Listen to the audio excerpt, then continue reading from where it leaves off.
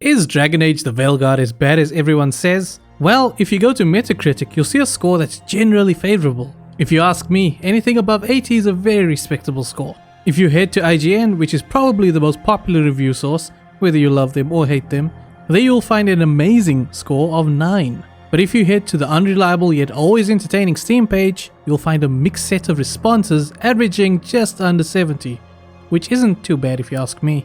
This all leads me back to the Metacritic score, where the divide between critics and users is one of the largest I've ever seen. And after sifting through the socio-political bullshit, the general consensus is, as per the user reviews, that the game is poorly written with a shallow story and terrible combat. So why then would critics give it an average of 8, whereas the players would give it less than half that? To answer this question, I installed Dragon Age the Veilguard and carved out 85 hours of my life to roll credits on what seems to be the most divisive title we've seen in a while.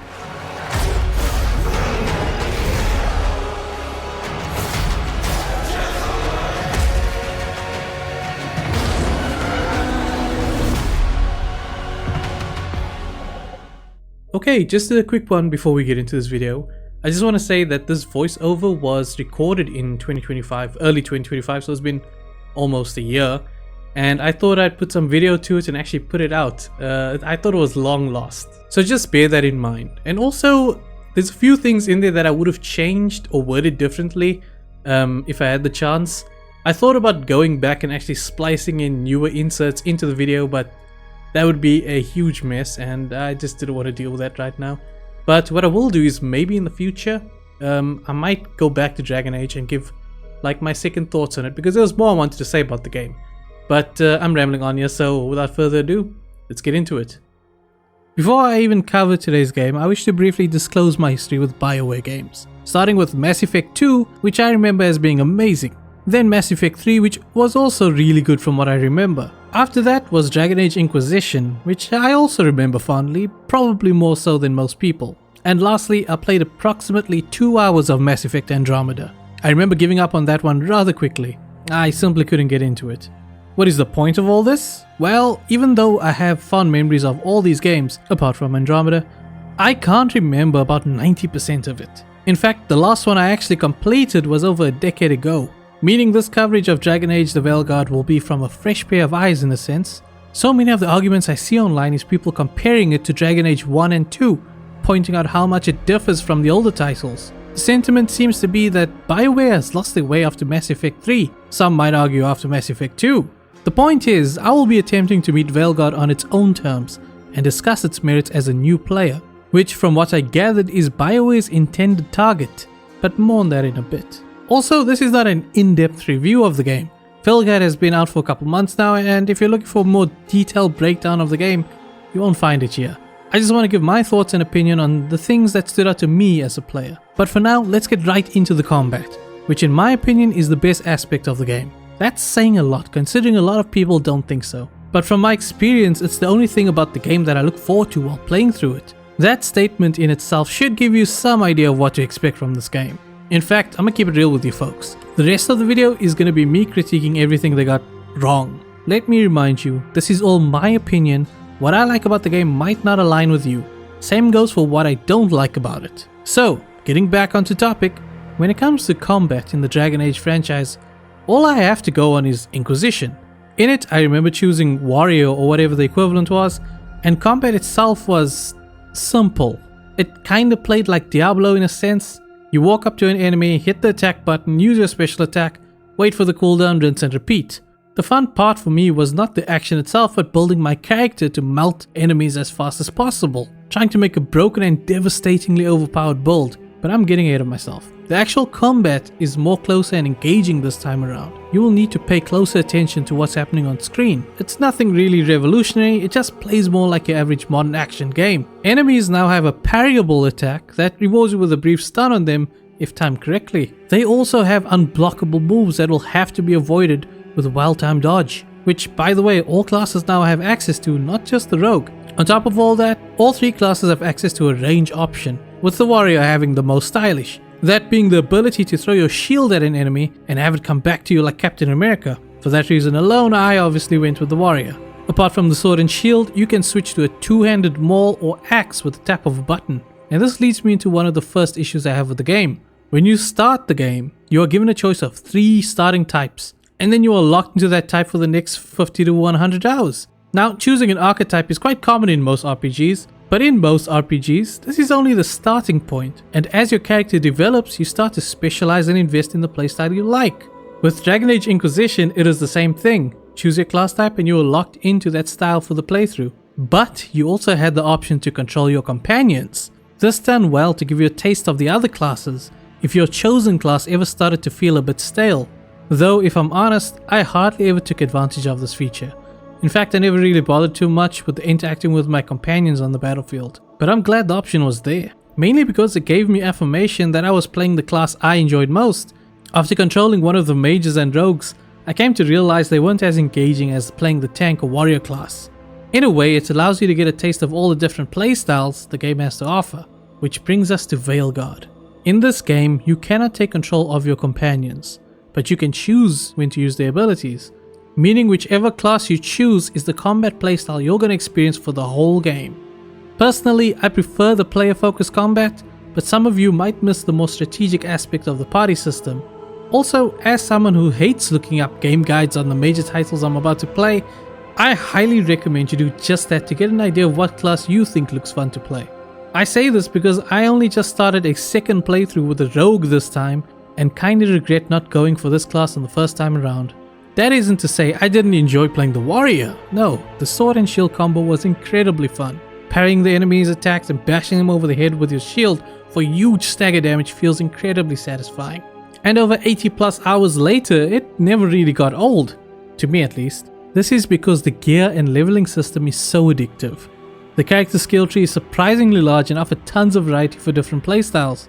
Are you the tanky, hard-hitting, damage-absorbing type, or the hokey-pokey dodge and parry type? Whatever your preferred playstyle, there's a way to hard focus whichever part of the combat system speaks to you. Every skill point you earn has the potential to completely alter your build and change the way you approach combat encounters. But the best part about the skill tree is that at any time you can remove skill points and place them somewhere else. Don't like that skill you just unlocked? Simply just remove it and place it on something better suited to your playstyle. You can do this as often as you like, no special or limited rare items required. Hell, you can even do a full respec at the tap of a button. No other game in my experience has allowed for such bold flexibility and actually encourages experimentation. This is helped even further by the brilliant gear system. Once again, it's the first game I've played that does gear this way. The way it works is, equipable gear like helmets, armor, weapons, and accessories can be obtained from 3 sources, that being merchants, quest rewards, and chests. The latter of which are scattered around the world and marked on your map as soon as you're in range of them. Usually it takes a bit of environmental puzzle solving or sussing out hidden pathways to reach them, but mostly you just need to wait for the right ability from one of your companions to unlock the path, meaning you simply have to come back at a later stage to claim them, which to me reads as the devs padding out time, but I digress. The actual gear you find is not randomly generated. Instead, all the stats and bonuses are preset in a way that promotes specialization while remaining balanced. For example, a helmet that has high defense inversely has low ability damage bonus, while at the same time buffs defense adjacent bonuses. So if your focus is status damage or damage over time, there's gear curated for just that. Or maybe your focus is strictly projectile attacks or shield bashing. You can hard focus any ability or style of combat. If you've ever played the modern God of War games, think along those lines in terms of the gear. I really enjoyed messing with this gear system, combined with a very flexible skill system, especially after coming off something like Rise of the Ronin, where obtaining gear is negligible for the most part. That is until the endgame, I guess. But getting back to my point, chopping and changing my build on the fly was by far the most interesting part of the game. Before we move on though, there is one aspect of this loot system that's a bit flawed. You see, every time you find a chest, you either unlock a new piece of gear or you upgrade an existing one. Each item has 4 major ability buffs that unlock with each tier, starting with white, which provides no buffs, to green, which unlocks the first, blue, which unlocks the second, purple unlocks the third, and gold makes your item legendary, unlocking the 4th and final buff. Additionally, you get red tier items which are unique and can completely change the function and properties of your build. These are few and far between but can be utter game changers. Usually you get them after a major boss or find them in the more hard to reach places, but when you do, it can be absolutely game breaking in a good way. I mean, I was playing on hard where enemies are notoriously tanky and I was melting them once I optimized my build. It was so broken that it actually trivialized the game, and I forced myself to come up with a new playstyle to make things challenging again. Getting back to my point, I mentioned how the system is somewhat flawed. This is a situation that I imagine will only affect some but not all people due to the nature of the loot system. What I'm talking about is the way you upgrade gear. If you want a legendary version of a specific item, you essentially have to find that item 5 times throughout the game. What happened to me was that the helmet I wanted was stuck on the purple tier, and I desperately wanted to bump it up to legendary for that 4th and final buff, which would complete the build I was going for. After about 6 hours of rerunning all the available regions, searching for all the chests and merchants, I still didn't get the final version of the helmet I was hunting. Turns out there are more pieces of gear and upgrades than there are chests to find them in. As a cop-out for this oversight, in the final stretch of the game, all remaining undiscovered gear is made available from a single vendor. So in my case, I finally got the helmet I spent hours looking for, just so I can buy it in the end and use it for about roughly 20 minutes. Now, about the story. Yeah, straight off the bat I want to tell you, if you are a returning fan of Dragon Age, chances are you are not going to enjoy this one. A few hours in and you might just turn it off from the shock value alone. And I don't mean shock value in the traditional sense. I mean the tone of Veilguard is so light and cheerful that it becomes off-putting. For a game that is centered around preventing the destruction of the world, the characters sure know how to keep up a chip attitude. So much so that the threat of their entire existence being destroyed feels only secondary to their petty squabbles. You never really feel any sense of peril or despair, and the story only really gets about as dark as your average Disney movie. It's a weird tone for sure, but I imagine a lot of younger players that are completely new to the genre might take a liking to this one. Same goes for the writing. Dialogue feels so soft and safe. Subject matter regarding anything deemed offensive or controversial seems to be completely wiped from the script, save for one scene fairly early in the game where your morality is called into question. I think SkillUp put it perfectly, saying every interaction feels like HR is in the room, and I couldn't agree more. If you haven't seen SkillUp's review of the game, I highly recommend checking it out. Next, let's talk about the characters themselves. Firstly, I gotta address the elephant in the room. Tash is the dragon hunter of the group, and I'm sure you've all seen the clip by now. Unfortunately, like everything on the internet, it's presented out of context. What you don't see is the characters struggle with gender identity as a result of their deeply troubled upbringing. Now, I hear you saying that there's no place for this kind of thing in Dragon Age. So let me remind you, this is not your Dragon Age anymore. I think BioWare tried to make that clear with this reveal trailer, and most people refuse to accept it. The fact of the matter is, this game is pushing for a completely new audience, a younger, more tolerant and sensitive group of people. But it comes at the cost of compelling narrative that can only come from exploring and challenging social boundaries. In my opinion, Tasha's gender identity storyline feels out of place in a fantasy RPG, mainly because it's taken a relatively modern term and placed it in a world that we perceive as primitive to ours. But that's just it. It's fantasy, a made-up world that has nothing to do with modern societal norms. For this reason, the words non-binary doesn't really stand out in a futuristic game like Cyberpunk, but they stick out like a sore thumb in Dragon Age. I just want to add, and this might be an unpopular opinion, Dragon Age's inclusion of a non-binary character feels similar to what Mortal Kombat and GTA were to the depiction of violence and sex in video games. I'm not talking about the shock factor, but the fact that it became commonplace with enough time, and I feel like that's what's happening here. Anyway, getting back to Tash, I believe the whole discussion around this character could have went over way smoother had the devs not made them so goddamn insufferable. I get what the devs were going for by making Tash this stoic, thick-headed bro-type character, but they just come across as rude, crude, juvenile and grating on the ears. Not to mention the character's lack of empathy at times. At one point, getting into a fight with our passionate necromancer, who by the way is just a polite, nice guy overall, and calling him a skullfucker, which is just uncalled for, and comes across as highly insensitive for a character that was seemingly misunderstood their whole life. This character could have easily been a lovable representative for this minority, Instead, they turned them into a lightning rod for hate.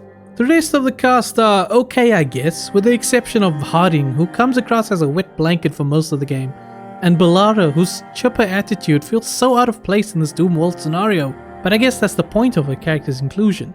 The only person I really wanted to get to know more was Lucanus, mainly because he reminds me of Antonio Banderas, and in that case the game really cucked me too. You see, in the beginning of the game, they present you with what seems to be the biggest decision of the adventure, in asking you which of your two companions' town you want to save first. I opted to let Lucanus' town fend for themselves, and they failed to hold off the blight. As a result, interactions with this character became limited for a large part of the game, which kind of sets this precedent for the rest of the game that has you believe you'll be making game-changing decisions like this one. But alas, there is no other point in this game that results in such a drastic consequence. In fact, it seems like most dialogue choices in this game are just different flavors to ultimately lead to the same conclusion. Yes, there are definitely huge decisions to be made, but I feel they only occur right at the end. This leads me to the endgame sequence, where the game tells you that your companions are distracted by their own personal issues, and that it might affect the outcome of the game if not resolved. Obviously, this means you'll get the bad ending, in which case most characters will probably die during the final assault. So unless you want a massacre on your hands, you're gonna have to see all their stories through. This took me about 10 hours to wrap up all the remaining side missions, which was kind of a drag because A, I didn't really care for most of these companions, and B, a lot of these missions sometimes include doing menial tasks, like picking flowers or feeding birds while listening to exposition. If you are invested in these characters, then there's a lot here that flesh out and give you insight to their backstories, though for some people it could seem like a huge waste of time. And this isn't the only time-wasting segments of the game. So much of this game feels padded out, with constant runbacks, tedious puzzles and tanky enemies being the main contributors, and also so many areas that tell you to come back at a later stage, resulting in many reruns of already explored areas. Couple this with the confusing and, in my opinion, poorly thought out level design and unhelpful map. Now you have a 40-hour game that will take you over 80 hours to complete, and while I'm on the subject of time, I think it's a good place to end this one, seeing as it's going on a bit longer than I wanted. Look, there's a lot more to be said about Dragon Age the Veilguard, but honestly a lot of it has already been talked to death. To put it in a nutshell, it doesn't feel like an evolution of the series. Instead, it feels like they're trying to cultivate a whole new audience. And that's okay. With games like Baldur's Gate and the Witcher series, there's always going to be darker, grittier RPG offerings. Also, it's not as bad as a lot of people make it out to be. If I had to assign a score, it would probably sit around 7, but it's not a 3 or a 4 as some people put it. Ever played a 3 or 4 out of 10 game? Those numbers are reserved for really awful experiences. And grouping Dragon Age with those games is simply unfair in my opinion, considering the amount of work that went into this game, regardless of the direction. Alright, that's gonna be it for this one. I want to thank you if you made it this far. You know what to do, leave a like, all that good stuff. Sub if you're new, and if you enjoy talking games. Also, let me know what you think of Dragon Age. Have you started it? Have you given up on the game? Maybe you should give it a second shot. It's really not as bad as a lot of people say. But that's gonna be it for this one. Thanks for watching, and I'll see you in the next one. Bye bye.